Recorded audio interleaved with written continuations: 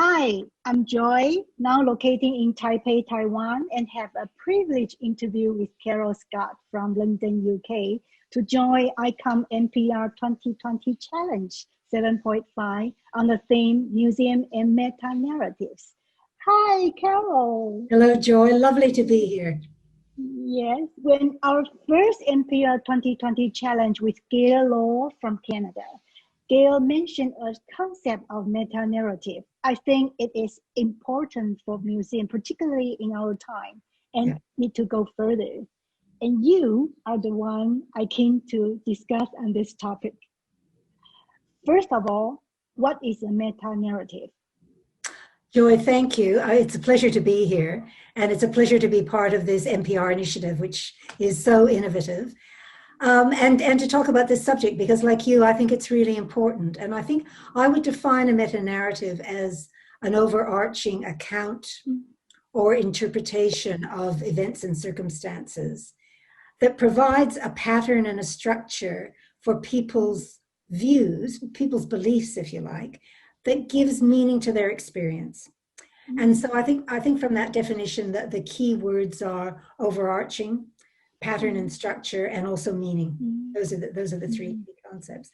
And I think, when we think about museums, we often apply the terms master and meta-narrative to a combination of the museum's mission or purpose and what it collects on the basis of that mission and how it interprets those collections. And that kind of, the meta-narratives gives structure and coherence to that.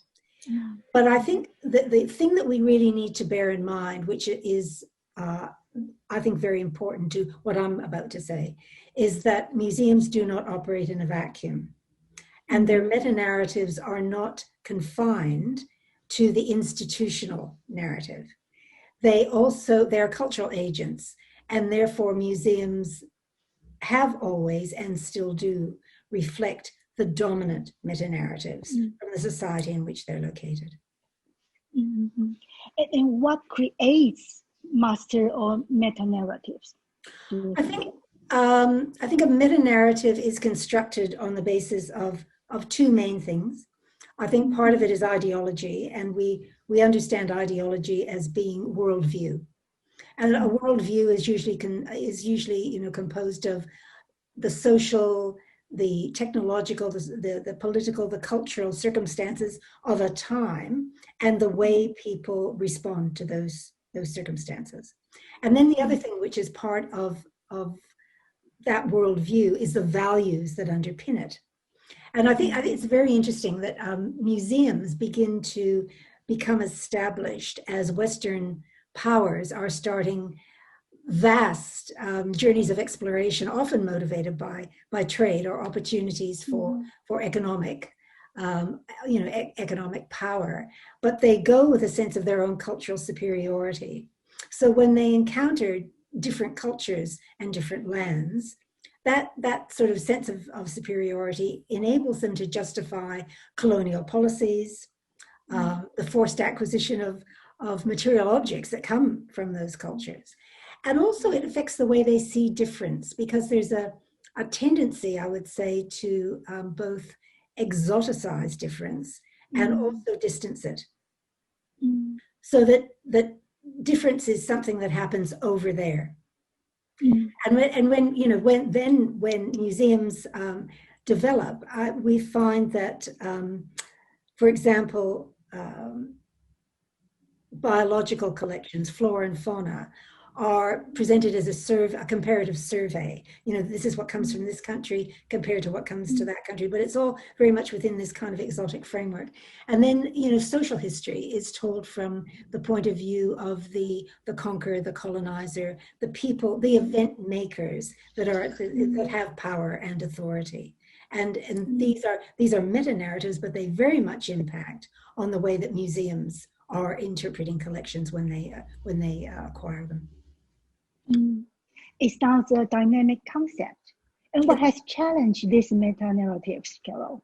I think, Joy, your use of the word dynamic is really very important, because meta-narratives change and they evolve and they're challenged. And I think particularly from the mid-20th century, we find a whole series of challenges. And one of those challenges is the new history. So the new history begins to evolve in the latter part of the 20th century, and its value is democratization. And so instead of just telling history from the point of view of people in authority and people who have power at the center of events, there's a willingness and a drive to look at people on the margins of society.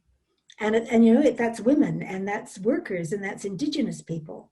And suddenly there's a perception that history is as much constructed around their experience as it is of the of authoritative figures. And so they begin to be written back into the narrative and given a voice. And I think what we also find in a shift is that biological diversity begins to be reinterpreted as not sort of separate and individual and different bits of the world, but as an integrated whole, which we have to, and we can't just conserve the parts, we have to address the whole in terms of environmental sustainability. And what is the result of this challenge? It seems to relate a paradigm shift. I think that's a very apt term, Joy. I think it's been a substantial paradigm shift and a very rapid paradigm shift, which is has been a part of accelerated change, just the age in which we live. So to take the last example, for example, in terms of biodiversity, we've had this shift, and we now find that, for example, natural history museums, their meta-narrative is about environmental sustainability and saving the planet and the value of conservation that underlies it.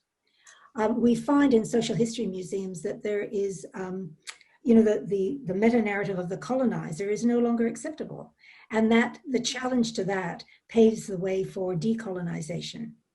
The challenge around gender stereotypes means that women are no longer the handmaidens of history. They are central to the narrative.